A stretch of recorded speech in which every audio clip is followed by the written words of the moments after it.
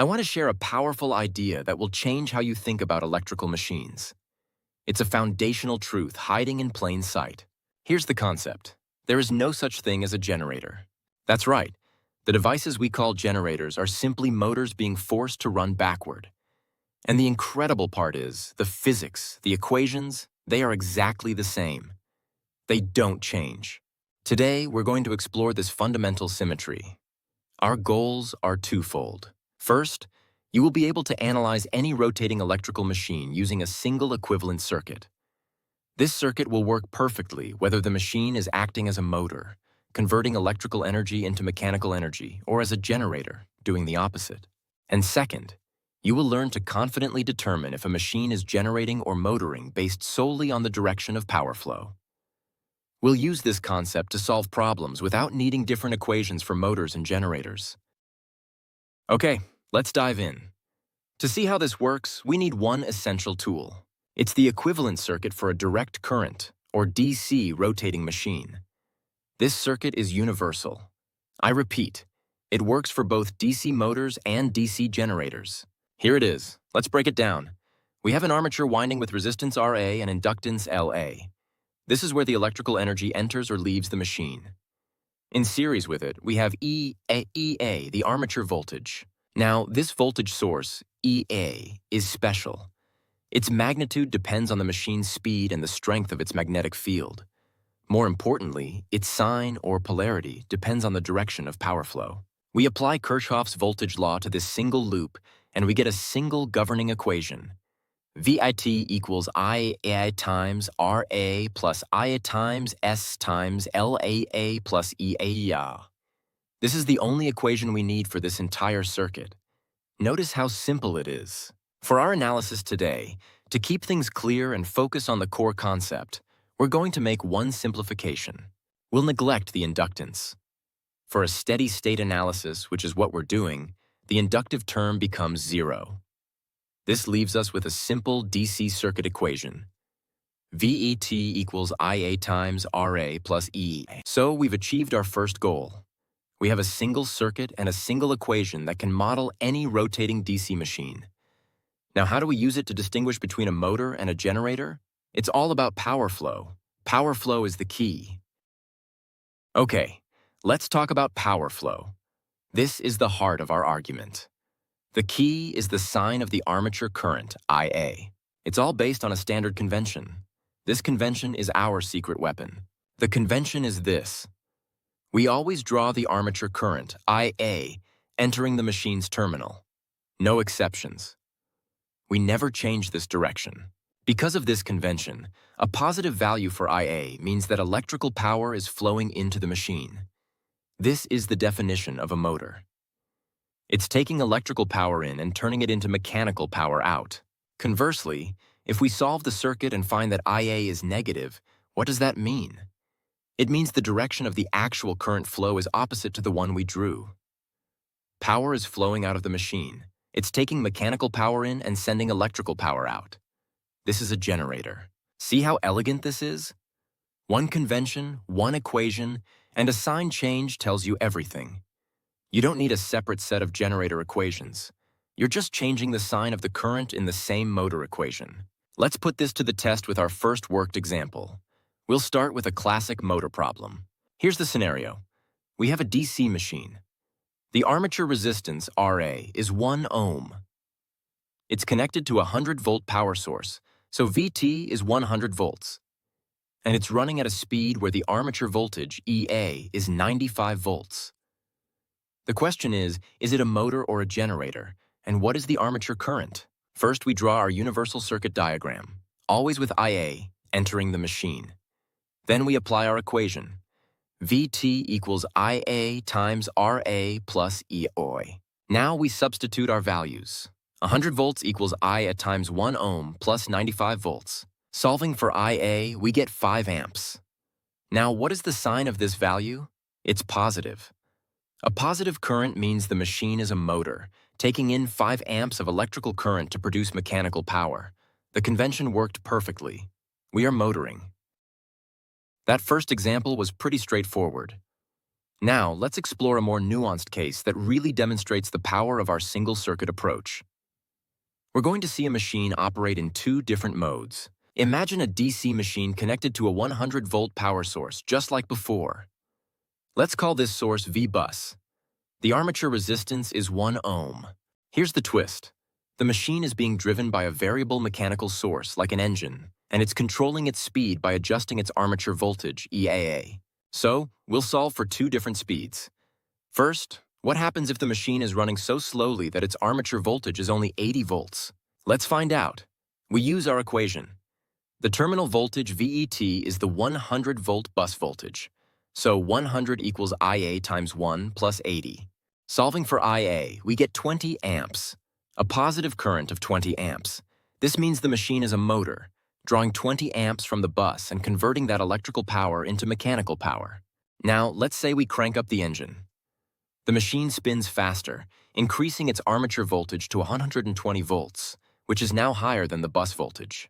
Let's rerun the calculation with this new speed. VT is still 100 volts, IA is still what we're solving for, and ECA is now 120 volts. Solving this time, we get IA equals negative 20 amps. The exact same magnitude, but the sign has flipped. The negative sign tells us the machine is now acting as a generator. It's taking mechanical power from the engine and pushing 20 amps back onto the 100-volt bus. Think about what just happened.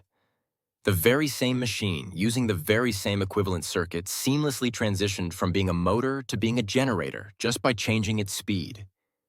Our single model, powered by the sign of the current, explained it all. Let's work through one more example, and then we'll tackle some practice questions. This example will combine everything we've learned, focusing on power and efficiency. Here's our problem. We have a DC machine with an armature resistance of 0.2 ohms.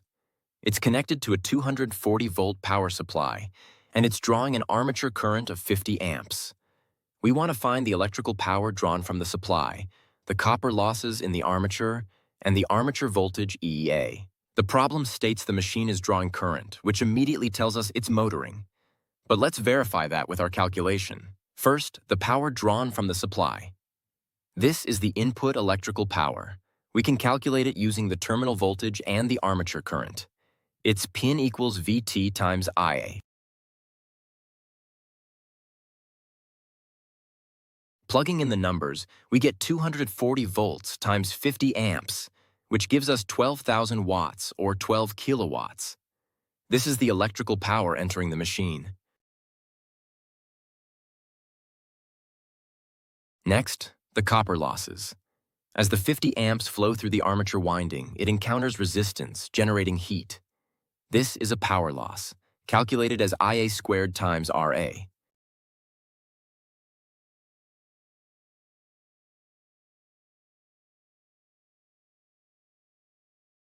So we have 50 squared times 0.2, which equals 2,500 times 0.2, or 500 watts.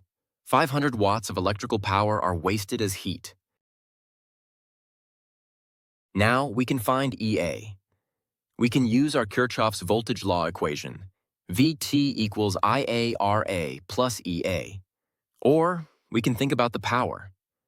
The mechanical power developed by the armature P-dev is the input power minus the losses. 12,000 watts minus 500 watts gives us 11,500 watts. This developed power is also equal to the armature voltage times the armature current. So, 11,500 watts equals EA times 50 amps. Solving for EA, we get 230 volts. Both methods give the same result.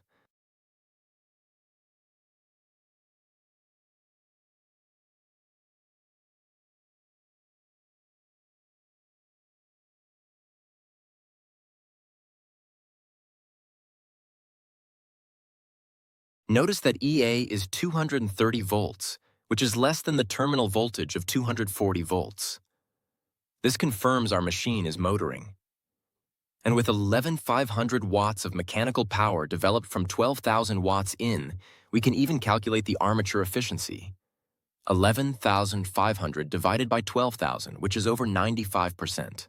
Pretty efficient. It's time to test your understanding. I've prepared 3 practice questions. I encourage you to pause the video after I present each question, try to solve it on your own using the methods we've discussed, and then restart the video for the solution. This is a crucial step for learning. Practice question 1.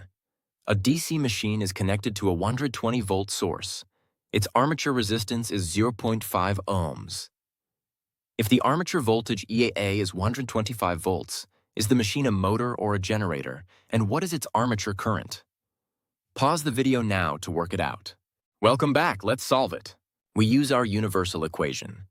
VIT equals IARA plus EHA. The terminal voltage VT is 120 volts, EHA is 125 volts, and RA is 0.5 ohms. Plugging those in gives us 120 equals IA times 0.5 plus 125.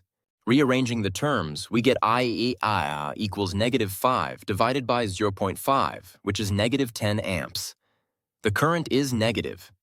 Therefore, the machine is acting as a generator, supplying 10 amps back to the 120-volt source. Practice question 2. A 200-volt DC machine has an armature resistance of 1 ohm. It's connected to a 200-volt supply and is drawing a current of 15 amps. What is the machine's armature voltage, EA? Pause and solve. And here is the solution. Again, VT equals IARA plus EEGA. The terminal voltage VT is 200 volts. It's drawing 15 amps, so IA is positive 15. The resistance RA is 1 ohm. Plugging that in, we get 200 equals 15 times 1 plus EA. This gives us 200 equals 15 plus EA. Subtracting 15, we find EA is 185 volts. This is less than VT, confirming the machine is a motor, just as the problem statement implied. Practice question 3. A DC machine with an armature resistance of 0.3 ohms is connected to a 220-volt source. If the machine generates 5 kilowatts of power back into the source, what is the magnitude of its armature current and its armature voltage? This one combines concepts. Pause and give it a shot. Let's see how you did on this last one. The problem tells us it generates power. So the output power, P out, is 5 kilowatts or 5,000 watts. We know that P out equals VT times the absolute value of IA. Note we're finding the magnitude of the current first. So 5,000 equals 220 times the magnitude of IA. This gives a magnitude of 22.73 amps. Since the machine is generating, the current must be negative, so IA is negative 22.73 amps. Now we have IEA, and we can find EA using our standard equation. VET is 200, IEA is negative 22.73, and RA is 0.3. Plugging these in gives EA as approximately 226.8 volts. Because this is higher than the terminal voltage, it confirms the machine is generating. Excellent work. You've now practiced identifying motoring and generating operation, solving for current and voltage, and calculating power and losses. You've done this all using one universal equation. Okay, let's take a step back and appreciate what we've accomplished. We started with a bold statement. We said there is no such thing as a generator, only a motor running backward. And crucially, that the underlying equations are the same. We didn't just say it, we proved it. We showed that a single, simple equivalent circuit and a single KVL equation is all you need to analyze any DC rotating machine. And the key to it all was the power flow convention. By drawing the current, ISA, entering the machine, its sign after solving the circuit becomes the diagnostic tool. A positive IAC means power is flowing in, so it's a motor. A negative IA means power is flowing out, so it's a generator. It's that simple, but it unlocks a much deeper understanding. This concept of duality is incredibly powerful in engineering. Once you understand the fundamental relationship between motors and generators, you're not just solving a problem. You're seeing the elegant hidden symmetry in the physical world. I hope this framework helps you tackle all future problems with rotating machines.